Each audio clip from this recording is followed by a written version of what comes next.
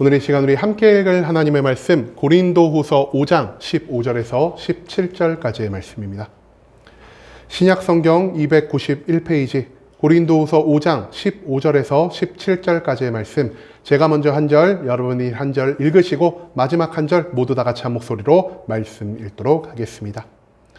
고린도후서 5장 15절 말씀부터 제가 먼저 읽도록 하겠습니다. 그가 모든 사람을 대신하여 죽으심은 살아있는 자들로 하여금 다시는 그들 자신을 위하여 살지 않고 오직 그들을 대신하여 죽었다가 다시 살아나신 이를 위하여 살게 하려 함이라. 그러므로 우리가 이제부터는 어떤 사람도 육신을 따라 알지 아니하노라. 비록 우리가 그리스도 육신을 따라 알았으나 이제부터 그같이 알지 아니하노라. 다 같이 읽겠습니다. 그런즉 누구든지 그리스도 안에 있으면 새로운 피조물이라. 이전 것은 지나갔으니 보라 새 것이 되었도다. 아멘. 오늘 이 시간 우리는 거듭난 나라는 제목을 갖고 오늘 우리가 읽은 하나님의 말씀 함께 나누는 시간 갖도록 하겠습니다. 여러분, 제가 이 말씀 몇 주째 거의 한 달 넘어 계속 말씀드리고 있는 것 같은데요. 우리의 양심에 손을 얹고 다시 한번 생각을 해봅시다. 여러분들이 교회를 나오시는 근본적인 이유 무엇입니까? 그죠? 행복이라는 말이 나왔고요. 정말 믿음이 좋으신 분들은 저는 하나님이 너무 사랑해서 하나님을 너무 만나고 싶어서 나와요 라고 하시는 분들도 계시겠지만 대부분 우리가 교회를 나오는 이유는 크게 세 가지로 구분된다라고 제가 말씀을 드린 적이 있습니다. 첫 번째, 이 교회를 열심히 나오면은 하나님이 내 소원을 이루어 주실 거라고 생각하기 때문에. 그리고 두 번째, 우리가 하나님을 열심히 믿으면은 우리의 삶 가운데의 수많은 문제들이 해결이 될 거라 생각하기 때문에. 우리가 이 교회에서 열심히 봉사하고 많이 헌금을 하면은 하나님이 우리 안에 있는 모든 질병들을 고쳐주실 거라는 이러한 생각을 하기 때문에 우리가 이 교회에 출석하고 이 교회에서 열심을 다해 하나님의 말씀을 배우고 봉사를 하는 등 많은 활동을 하는 것을 우리가 한 번쯤 되돌아볼 필요가 있겠습니다. 여러분, 그런데요, 이 소원이 성취되고 문제가 해결되며 병이 고쳐지는 것이 왜 우리의 삶에 필요한 것일까요? 그 이유는요, 이 세 가지가 우리의 삶에서 완전히 갖춰진다면 우리가 지금보다는 더 나은 삶을 살 수 있다는 이러한 생각을 하고 있기 때문이라는 것입니다. 한마디로 우리는요, 더 나은 삶을 위해서 하나님을 우리의 도구처럼 여기고 하나님이란 도구를 사용하여 내 주변에 있는 모든 환경을 변화시켜 내가 그 가운데에서 만족과 유익을 찾기를 원하고 있다는 것입니다.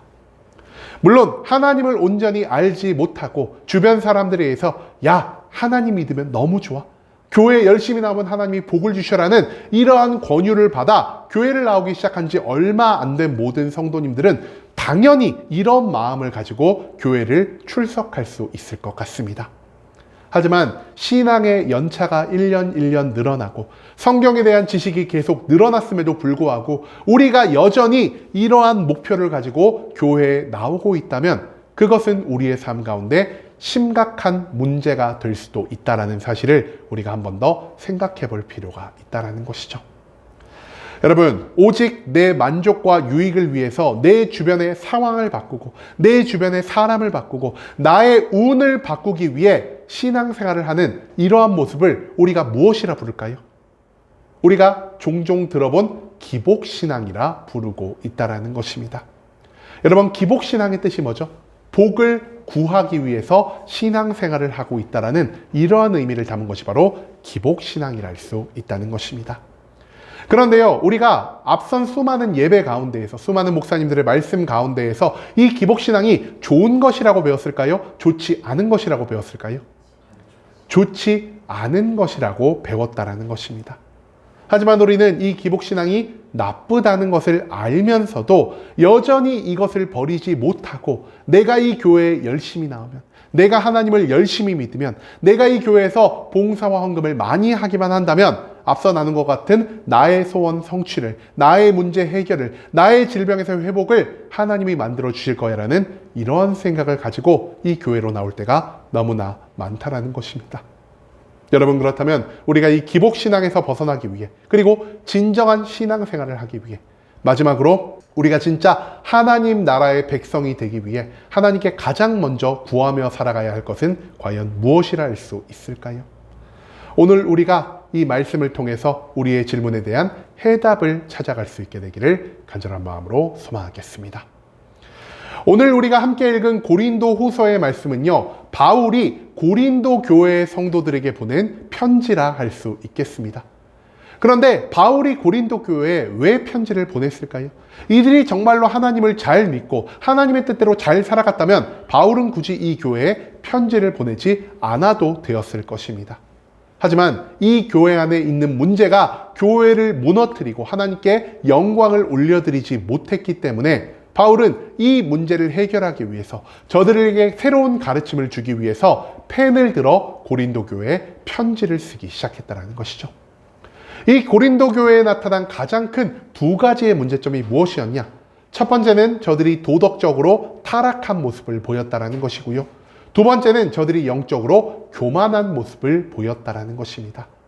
한마디로 저들은 지식으로는 하나님의 말씀인 성경에 대해서 너무나 많은 것을 알고 내가 가진 지식을 가지고 사람을 판단하는 이러한 악한 모습을 교회 안에서는 보였고요. 내가 하나님의 모든 말씀을 알고 있음에도 불구하고 그 말씀을 통해 실제로 나의 삶을 변화시키는 이런 아름다운 삶의 모습을 세상 바깥에서는 보이지 못하고 있었다는 것입니다. 그리고 이런 도덕적인 타락과 영적인 교만이 그들의 삶에서 계속해서 이어진다면 바울은 그들이 절대 하나님 나라의 백성이 되지 못한다라는 이러한 걱정을 하고 있었기 때문에 저들에게 이 두 가지 문제 해결을 위한 근본적인 해결책을 오늘 본문 말씀을 통해 제시하고 있다는 것입니다. 그렇다면 이 문제를 해결하기 위해 바울이 저들에게 제시한 그 해결책 무엇이었을까요? 바울은 저들이 하나님 안에서 거듭남을 얻어야만 저들이 도덕적 타락과 영적인 교만 가운데에서 온전히 벗어나 참된 그리스도인으로 참된 천국 백성으로 하나님이 이 땅에서 그들을 위해 예비하신 모든 좋은 것들을 온전히 누리며 살아갈 수 있다는 것을 가르쳐주고 있다는 것입니다. 그리고 오늘 본문 말씀에서 바울은요, 이처럼 우리가 진정한 천국 백성이 되기 위해 어떤 삶을 살아야 하는지를 총 3가지의 과정을 통해 우리에게 알려주고 있습니다. 이 3가지의 과정이 각각 무엇이냐? 첫 번째, 우리가 예수 그리스도의 죽음 가운데에서 반드시 기억해야 할 배움이 존재한다는 것이고요. 두 번째, 우리가 예수 그리스도의 죽음을 통해 무언가를 배웠다면 그 배움을 통해 세상을 바라보는 우리들의 시각을 변화시켜야 한다는 것이고요. 마지막 세 번째, 내가 시각을 변화시키는 데에서만 멈추는 것이 아니라 하나님이 원하시는 진정한 거듭남을 완성해야 한다는 사실을 오늘 본문 말씀은 우리들에게 가르쳐주고 있다는 것입니다. 그리고 바울은 이 3가지의 모든 것이 갖춰져야만 우리는 이 세상이 우리에게 줄 수 없는 참된 기쁨과 진정한 축복과 온전한 평강을 누릴 수 있게 된다는 사실을 이 고린도 교회 성도들에게 그리고 이 말씀을 읽는 우리들에게 알려주고 있다는 것이죠. 그렇다면 이 3가지의 단계가 각각 어떤 의미를 가지고 있는 것인지 우리가 오늘 본문 말씀을 통해 이것들을 함께 알아갈 수 있기를 원합니다. 가장 먼저 바울이 우리에게 요구한 건 무엇이었냐? 바로 예수 그리스도의 죽음 가운데에서 우리가 배울 점이 있다는 것입니다. 여러분, 그런데 왜 하나님은요, 예수 그리스도에게 십자가의 고통과 십자가의 죽음을 감당하게 하셨을까요? 그 이유는 하나님이 자신의 손으로 창조한 모든 것들을 사랑하고 계시기 때문입니다. 여러분, 제가 예전에도 한번 말씀드린 적이 있는데요. 여러분들이 손님을 대접한다라고 생각을 해봅시다. 손님을 대접하는데요. 저기 시간이 없어서 마트에 가서 냉동갈비찜 있죠? 전자레인지에 넣고 3분만 띡 돌리면 나오는 그 갈비찜. 그 갈비찜을 대접하는 것과 여러분들이 정말 일주일 내내 갈비를 손질하고 양념을 따로 만들고 오랫동안 재놨다가 갈비찜을 압력밥솥에서 막 해서 내놓는 그 갈비찜 중에 여러분들이 더 마음이 가는 것이 무엇이겠습니까? 당연히 냉동갈비찜이 아니라 여러분들이 정말 열심을 다해 최선을 다해 손수 직접 만든 그것을 더 귀하게 여기지 않겠습니까? 하나님도 마찬가지로 이 세상의 모든 것들을 창조하셨고요. 자기가 창조한 모든 것들을 사랑하시지만 그 가운데에서 무엇을 더 사랑하셨을까요? 하나님이 더 열심을 기울여 창조하신, 하나님이 직접 손으로 빚으시고 하나님의 형상을 그 안에 허락하여 주셨으며 하나님이 그 코에 생기의 숨결을 불어넣으신 우리 인간들을 누구보다 사랑하는 모습을 보이시고 있다는 것입니다. 여러분, 그런데 하나님이 사랑하는 인간이 하나님 앞에서 무엇을 행하게 되죠? 하나님이 먹지 말라고 한 선악과의 열매를 따먹으면서 죄악 가운데 살아가게 됩니다. 그런데 하나님은요, 죄악의 결과가 무엇이라고 인간에게 알려주셨을까요? 너가 선악과를 따먹으면 정령 죽으리라. 반드시 죄가 죽음을 만들어낸다는 사실을 하나님은 이미 인간들에게 알려주셨다는 것입니다. 하지만 인간들은 이 말을 대수롭지 않게 받아들였고요. 하나님이 미워하시는 죄악 가운데 살아가며 사망을 향해 가는 그 길 가운데에서 모든 고통과 괴로움을 매일매일 감당하며 살아갈 수밖에 없었다라는 것입니다. 여러분, 하지만 하나님은요, 우리 인간들을 너무나 사랑하셨기 때문에 인간들이 사망을 향해 나아가면서 그 삶 가운데에서 고통과 괴로움을 감당하는 것을 원치 않으셨습니다. 그렇기 때문에 하나님은 이 죄로 가득한 온 세상을 구원하기 위해 누구를 예비하셨죠? 바로 하나님이자 하나님의 독생자, 그리고 우리의 구원자인 예수 그리스도를 예비하셔서 이 땅에 내려 보내셨고요. 그 예수 그리스도를 십자가 위에 못 박아 죽이시면서까지 우리를 향한 자기의 놀라운 사랑을 증거하시고, 그 예수 그리스도의 보혈의 피를 통해서 우리를 모든 죄에서 온전히 해방시켜 주셨다는 것. 이것이 바로 성경이 우리에게 가르쳐 주시는 복음의 핵심이라는 것입니다. 이 모든 것들을 통해 우리가 배울 수 있는 것은 무엇이냐? 바로 예수 그리스도가 십자가 위에서 우리에게 보이신 그 고통과 죽음은요, 우리를 향한 변함없는, 한이 없는, 그리고 조건이 없는 하나님 사랑의 증거라는 것을 우리는 기억해야만 한다는 것입니다. 그리고 이처럼 예수 그리스도의 죽음이라는 복음의 핵심을 통해서 하나님이 우리를 얼마나 사랑하고 계신지를 깨달은 자는요, 하나님이 나를 사랑하시는 것만큼 나도 하나님을 사랑할 수 있게 될 것이죠. 내가 하나님을 사랑하게 된다면 우리는 그 이후부터 나를 위해 살아가는 것이 아닌 하나님을 위해, 하나님의 영광과 하나님의 뜻을 위해 살아가는 자로 변화될 수 있다는 사실을 바울은 오늘 이 말씀을 통해서 우리에게 알려주고 있다는 것입니다. 여러분, 그렇기 때문에 이 교회 안에서 우리가 가장 많이 듣는, 가장 많이 나누는 설교의 말씀 무엇이냐? 바로 예수 그리스도께서 십자가 위에서 흘린 보혈의 피라는 것입니다. 단순히 이 피는요, 십자가 위에서 흘린 우리 인간들의 빨간 피가 아니라 우리의 모든 죄를 사하시고 우리를 향해 자신의 생명까지 내놓으신 하나님의 사랑을 증거하는 그 사랑의 결정체라는 사실을 우리는 절대 잊지 말아야 한다는 것입니다. 여러분, 그리고 이처럼 십자가 죽음을 통해서 하나님의 사랑을 배운 우리가 하나님의 사랑을 경험한 다음 어떤 모습을 만들어낸다라고 오늘 본문 말씀 우리에게 알려주고 있냐? 여러분, 한 사람을 사랑하게 된다면 우리의 삶에 변화하는 것이 무엇일까요? 내가 사랑하는 사람을 닮아가게 된다라는 것입니다. 한마디로 그 사람을 위해서 나의 것을 변화시키는 모습을 보이게 된다라는 것이죠. 저는 빨간색을 싫어하는데요, 만약 제 여자친구가, 제 부인이 빨간색을 좋아한다면, 그리고 제가 그 여자친구나 부인을 너무나 사랑한다면 어떻게 되겠습니까? 빨간색을 싫어하던 내가요, 저 여자를 위해 빨간색을 좋아하게 변화된다는 것입니다. 또한 내 남자친구가, 내 남편이 고기보다 해산물을 좋아하는데 저는 고기를 더 좋아합니다. 하지만 내가 내 남편을, 내 남자친구를 더 사랑한다면 우리가 고기를 좋아함에도 불구하고 무엇을 자주 먹게 될까요? 해산물을 더 자주 먹을 수 있게 된다는 것입니다. 한마디로 우리 인간은요, 내가 사랑하는 그 존재에 따라서 우리 자신을 변화시킬 수 있는 존재라는 것이죠.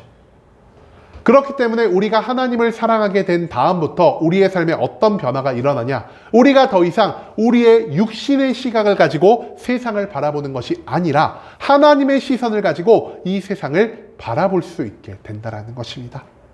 말이 조금 어렵죠? 육신의 시선은 뭐고 하나님의 시선은 무엇일까요? 이것을 성경 말씀에서 어떻게 말하고 있냐? 하나님은 무엇이 아니라 무엇을 보신다고 성경이 말하고 있죠? 하나님은 사람의 외면이 아니라 사람의 그 중심을 보시는 분이시다라는 것을 우리는 성경 말씀 가운데에서 찾아볼 수 있다는 것입니다. 한마디로 우리가 육신의 눈을 갖고 세상을 바라볼 때 우리는 그 사람의 외면만을 보게 되지만, 우리가 하나님의 시선을 가지고 세상을 바라볼 때 우리는 그 사람의 중심을 바라볼 수 있게 된다는 것입니다. 여러분, 그런데 우리가 사람의 외면을 바라볼 때 그 사람의 무엇을 바라보게 될까요? 우리가요, 그 사람의 외모를 바라보게 되고요, 그 사람의 성격을 바라보게 되고요, 그 사람의 재력, 성공 여부, 건강 등을 먼저 바라보게 된다는 것입니다. 여러분, 그런데 생각을 해봅시다. 외모가 잘생겼고 성격이 좋고 많은 재물을 가지고 있고 성공했고 건강한 사람, 우리가 사랑하는 사람이 될까요? 사랑하는 사람이 되지 않을까요? 우리가 그 사람을 충분히 사랑할 수 있게 된다는 것입니다. 하지만 그와 반대로 외모도 불품이었고요, 성격도 더럽고요, 성공하지도 못했고요, 빚만 있는 이런 사람, 우리가 사랑할 수 있겠습니까? 우리가 그 사람을 사랑하기보다 미워할 것이고요, 멀리할 것이고요, 무시할 것이고 멸시할 수가 있다는 것입니다. 한마디로 우리의 육신의 시선, 즉 사람의 외면만을 보며 살아갈 때 우리는 그 사람을 사랑할 수도 있고요, 사랑하지 않을 수도 있게 된다는 것입니다. 하지만 우리가 사람의 외면이 아닌 중심을 바라본다면 그 사람을 어떻게 할 수밖에 없을까요? 여러분, 아까 우리 말씀드렸죠? 하나님이 사람을 어떻게 창조하셨다라고요? 사람을 어떤 형태로 창조하셨죠, 하나님이? 그죠? 사람을 창조하실 때 하나님은 사람을 하나님의 형상에 따라 창조하셨다라고 성경은 기록하고 있습니다. 한마디로 우리가 사람의 시선으로 그 외면을 보는 것이 아닌 하나님의 시선으로 그 내면을 볼 때 우리는 이 세상에 살아가는 모든 사람들의 그 내면에서 무엇을 발견할 수 있겠습니까? 바로 하나님의 형상을 발견할 수가 있게 된다는 것입니다. 여러분, 그런데 우리가 앞서 말씀 나눈 예수 그리스도의 십자가 죽음 가운데에서 무엇을 발견하게 되었죠? 우리를 향한 하나님의 변함없는 사랑을 발견하게 되었습니다. 이처럼 그리스도의 죽음을 통해 나를 향해 영원히 변치 않는 하나님의 사랑을 발견한 우리가 하나님의 시선을 갖고 모든 사람을 바라봤을 때 그 사람들의 중심에 하나님의 형상을 바라보게 된다면 우리는 나를 향해 변함없는 사랑을 보이신 그 하나님의 형상을 절대로 미워할 수가 없게 된다는 것입니다. 한마디로 우리가 하나님의 시선으로 사람을 바라볼 때, 사람의 외면이 아닌 사람을 중심에 바라보기 시작할 때 우리는 그 사람을 미워할 수 없고요, 그 사람을 무시할 수 없고요, 그 사람을 경멸할 수 없고 그 사람을 오직 사랑할 수밖에 없다라는 것입니다. 한마디로 우리가 하나님의 시선을 가지게 되었을 때 우리는 이 세상에 있는 모든 사람들을 차별함 없이, 미워함 없이, 무시하거나 멸시함 없이 모두 사랑으로 품을 수 있게 된다라는 사실을 바울은 오늘 이 말씀을 통해서 우리에게 가르쳐주고 있다는 것이죠. 한마디로 예수 그리스도의 십자가 죽음을 발견한 사람은요, 그 십자가 위에서 흘린 보혈의 피 가운데 하나님의 사랑을 느낄 수 있게 될 것이요, 내가 하나님의 사랑을 느낀다면 나도 그 사랑에 응답하기 위해 하나님을 사랑할 수밖에 없을 것입니다. 그리고 내가 하나님을 사랑하게 된다면 하나님을 닮아 하나님의 시선으로 사람의 중심을 바라보게 될 것이요, 그리고 내가 사람의 중심을 바라볼 때 그 가운데에 존재하는 하나님의 형상을 바라본다면 우리는 나를 사랑하신 하나님을 내가 사랑하는 것처럼 내 주변에 있는 모든 사람들도 하나님의 사랑을 닮아 사랑으로 품을 수 있게 된다는 것. 즉 하나님의 사랑이 나에게 전달되고요, 나에게 주어진 하나님의 사랑을 가지고 내가 이 세상의 모든 사람을 사랑할 수 있게 변화될 수 있다는 것이 바울이 우리에게 가르쳐준 두 번째 가르침이라 할 수 있다는 것입니다. 그리고 이처럼 예수 그리스도의 죽음을 통해 하나님의 사랑을 배우고 그 사랑 가운데에서 하나님의 시선으로 사람을 보며 모든 세상의 사람들을 사랑하게 되었을 때 그 다음 우리의 삶에서 발생하는 것이 무엇이라고 성경 가르쳐주고 있냐? 바로 우리가 참된 거듭남을 완성할 수 있게 된다는 것을 가르쳐주고 있다는 것입니다. 여러분, 거듭나다라는 표현 이 교회 안에서 굉장히 많이 사용하는데요, 거듭나다라는 것은 정확히 쉬운 말로 표현하면 어떤 표현이 될 수 있을까요? 여러분, 거듭이란 뜻 무엇이죠? 그죠? 다시라는 말이죠. 거듭나다라는 것은 그럼 무엇일까요? 우리가 새롭게 다시 태어난다라는 것을 우리가 거듭난다라는 것으로 이해할 수 있다는 것입니다. 그런데요, 예수 그리스도가 이 땅에 내려왔을 당시에는요, 이 거듭나다라는 말이 좀처럼 사람들에게 잘 다가오지 않았습니다. 그렇기 때문에 예수 그리스도가 어떤 청년에게 너가 거듭나야 할 것이다 라는 이 말을 했을 때 그 청년이 예수님께 어떤 반응을 보였을까요? 예수님, 제가 이미 다 큰 어른인데 어떻게 다시 어머니 뱃속으로 들어갔다가 그 어머니 뱃속에서 다시 나올 수가 있겠습니까? 라는 이러한 말을 했다라는 것입니다. 그렇기 때문에 우리는요, 이 거듭남이라는 단어를 온전히 이해하기 위해서는 먼저 두 가지의 질문에 답할 필요가 있다는 것입니다. 먼저 우리가 생각해 봐야 하는 건 무엇이냐? 우리가 과연 다시 태어나되 어디서부터 다시 태어나야 하는가를 생각해 봐야 할 것이고요. 두 번째, 우리가 거듭난 후, 다시 태어난 후에는 우리가 과연 어떤 삶의 변화를 가지고 살아가야 하는가에 대한 이 의문에 대한 해답을 우리가 반드시 가지고 있어야만 이 거듭남의 필요성을 온전히 깨달을 수 있게 된다는 것이죠. 여러분, 그리고 성경은 이 거듭남에 대해서 우리에게 어떻게 가르쳐주고 있냐? 첫 번째, 진정한 거듭남이라는 것은요, 어머니의 뱃속에 다시 들어갔다가 나오는 그런 다시 태어나는 것이 아닌 예수 그리스도, 즉 하나님과의 연합 안에서 우리가 다시 태어나는 것을 의미하는 것이다라는 걸 하나님은 우리에게 알려주고 계십니다. 또한 우리가 하나님 안에서 거듭난 다음 우리는 과거에 우리가 살아가던 삶과는 완벽하게 달라진 180도 변화된 삶을 살아가야 한다라는 것을 하나님은 이 성경의 말씀을 통해서 우리에게 알려주고 계신다라는 것이죠. 그렇다면 하나님과 연합함 가운데에서 우리가 다시 태어난다는 것은 무엇을 의미하는 것일까요?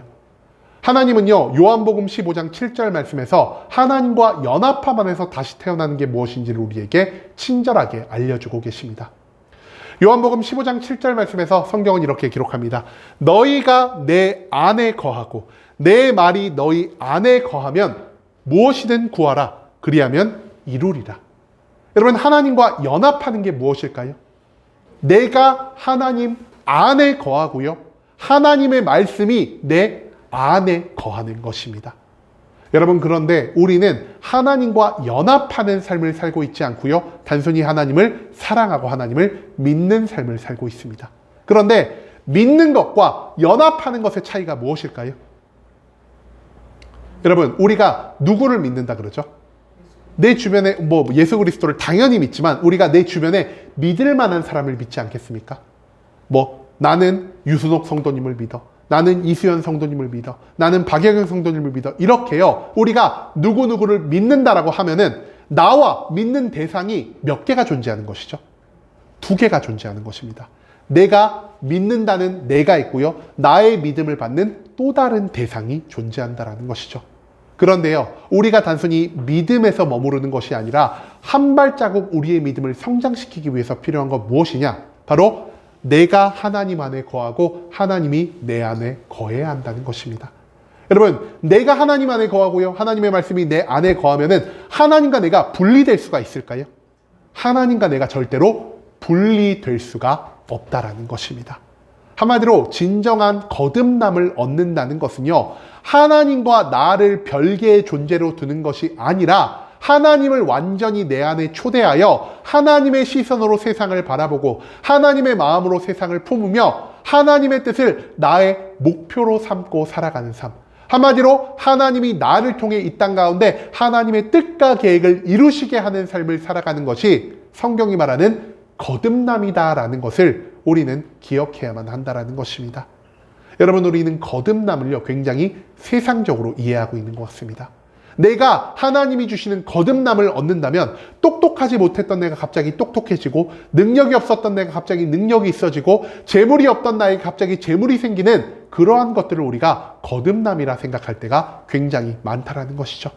하지만 하나님이 우리에게 가르쳐 주시는 거듭남은요, 단순히 똑똑해지는 거, 능력이 생기는 거, 부자가 되고 문제가 해결되고 건강을 얻는 것이 아니라 하나님과 내가 분리됨 없이 온전히 하나가 되어지는 그 상태를 하나님은 우리에게 거듭남이라 가르쳐주고 계신다라는 것입니다. 그리고 하나님과 내가 하나가 되었을 때 우리는 하나님의 뜻과 계획을 마치 나의 목표처럼 생각하여 나의 모든 삶을 바쳐 하나님께 영광을 올리는 데 사용할 수 있게 될 것이고요, 하나님의 뜻을 이루어가며 하나님이 우리를 위해 예배하신 모든 영광과 모든 기쁨에 참여할 수 있는 자격을 얻을 수 있게 된다는 사실, 그것을 오늘 이 본문 말씀은 우리들에게 가르쳐주고 있다는 것이죠. 또한 참된 거듭남이라는 것은요, 우리가 이제 과거와는 다른 새로운 본질을 가지게 된다는 것을 의미하는 표현이 될 수 있겠습니다. 새로운 본질을 갖게 된다는 것은요, 앞서도 말씀드렸듯 과거의 나의 모습과 현재의 나의 모습이 완벽하게 달라졌다는 것을 의미하는 표현이 될 수 있다는 것이죠. 여러분, 과거에 우리는 어떠한 삶의 모습을 하나님 앞에 보였을까요? 우리는요, 죄악 가운데 살아가는 모습을 보였을 것이고요, 오직 이 땅을 살아가는데 나의 만족과 나의 유익만을 위해서 우리의 삶을 허비했을 것이고요, 그리고 다른 무엇보다 하나님을 기준으로 삼고 살아가는 삶이 아닌 세상을 기준으로 삼고 살아가는 삶을 살아갈 수밖에 없었다라는 것입니다. 그렇다면 거듭난다라는 것은 무엇을 의미하냐? 이것과 정반대되는 삶을 살아간다는 것이 바로 성경이 말하는 거듭남의 삶이라 할 수 있다는 것이죠. 내가 죄악 가운데 살아가는 것이 아닌 죄에서 완전히 멀어진 정결한 삶, 즉 거룩한 삶을 살아가는 것이 하나님이 원하시는 거듭남의 모습이겠고요, 나의 만족과 나의 유익을 쫓아 살아가는 것이 아니라 하나님의 뜻과 계획을 나의 목표로 삼아 살아가는 것이 하나님이 원하시는 거듭남의 삶의 모습이겠고요, 세상의 기준을 따라 나 스스로를 높이고 다른 사람들을 짓밟아 뭉개는 그러한 삶을 사는 것이 아닌 하나님의 마음을 갖고 하나님의 기준으로 이 세상 모든 사람들을 사랑으로 품으며 살아가는 것, 그것이 바로 거듭남을 통해 하나님이 우리에게 보여주실 진정한 천국 백성의 모습이라는 사실을 성경의 수많은 말씀은 우리들에게 가르쳐주고 있다는 것입니다.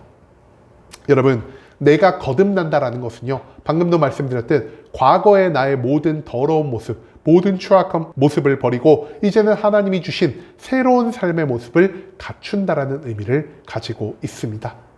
그런데 문제는 무엇이냐? 여러분, 내가 과거의 모든 것을 버리기 위해서는요, 나에게 감당해야 할 고통이 반드시 수반된다라는 것입니다. 제가 옛날에요, 굉장히 큰 고통 한 가지를 겪었습니다. 여러분들이 보기엔 별것 아닌 고통일 수도 있지만 저에게 있어서 굉장히 큰 고통이었습니다. 옛날에 여러분들 기억하실지 모르겠는데요, 한 30년 전에 문방구를 가면은 이렇게 카드팩을 조그만 거를 팔았습니다.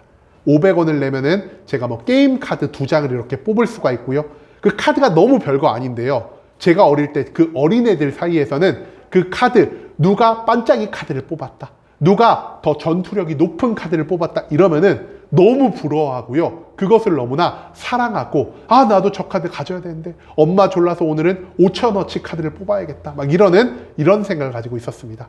그런데 제가 어느 날 부흥회 같은 데를 갔는데요, 그 부흥회에서 목사님이 어떤 말을 하셨냐? 하나님을 진짜 사랑한다면 여러분들이 지금 하나님보다 더 사랑하는 것을 버려야 합니다, 이런 말을 했습니다.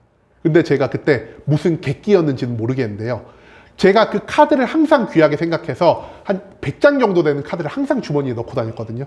그런데 그 말씀을 딱 듣고 집에 오는 길에 옆에 엄마도 딱 있었는데, 제 엄마랑 같이 가다가 제가 나 이제 이 카드보다 하나님을 더 사랑할 거야 그러면서 이 카드를 쓰레기통에 딱 던져버렸습니다. 근데요, 제가 이것을요, 언제까지 이런 마음을 가지고 있었을까요? 딱 정확히 2시간 정도가 지나자 후회가 되기 시작하더랍니다. 아우, 그거 버리지 말걸, 그거 그냥 애들한테 나눠주거나 애들한테 팔걸, 이 생각을 제가 했다는 것이죠. 여러분, 이처럼요, 내가 하나님보다 사랑하는 것을 버리는 일이요, 우리의 삶 가운데에서 너무나 큰 고통을 만들어낸다는 것입니다. 여러분, 하지만 이 짧은 고통의 순간 이후에 우리에게 주어지는 건 무엇입니까? 우리의 삶 가운데 우리가 이전까지 느끼지 못했던 더 큰 기쁨이, 더 큰 평강이 찾아올 수 있다는 것을 하나님은 이 거듭남 후의 삶을 통해 우리에게 알려주고 계신다는 것입니다. 한마디로 우리가 진정한 새로운 피조물이 되기 위해서, 진정한 거듭남을 얻기 위해서는요, 우리가 과거에 기뻐하고 즐거워했던 모든 죄악들, 나의 만족과 유익들, 그리고 세상의 기준을 따라가는 그 삶을 나의 삶 가운데서 완전히 뜯어내는 고통이 필요하다는 것. 하지만 그 고통은 짧을 것이요, 우리의 행복은 길 것이라는 사실을 우리는 오늘 이 말씀 가운데에서 잊지 말아야 한다는 것이죠. 여러분, 하나님은요, 우리가 진정한 천국 백성으로 변화되기 위해서 다른 무엇보다 거듭남이 필요하다는 것을 알려주고 계십니다. 그리고 이 거듭남을 얻기 위해서 우리에게 어떤 과정을 가르쳐 주셨죠? 첫 번째, 예수 그리스도의 죽음 가운데에서 하나님의 참된 사랑을 배워야 할 것이다.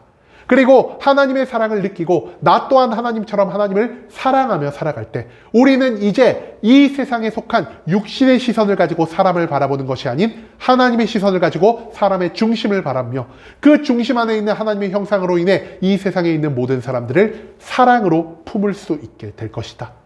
그리고 내가 하나님의 마음인 사랑을 가지고 세상 모든 사람들을 사랑하는 것에서 멈추는 것이 아닌 이제 하나님과 연합하여 하나님과 완전히 하나가 되고 내 과거에 있는 모든 것을 죽이는 이 고통을 감당한 이후에야 하나님이 원하시는 진정한 거듭남이 완성될 수 있다는 사실을 오늘 본문 말씀 가운데에서 우리는 잊지 말아야 한다는 것입니다.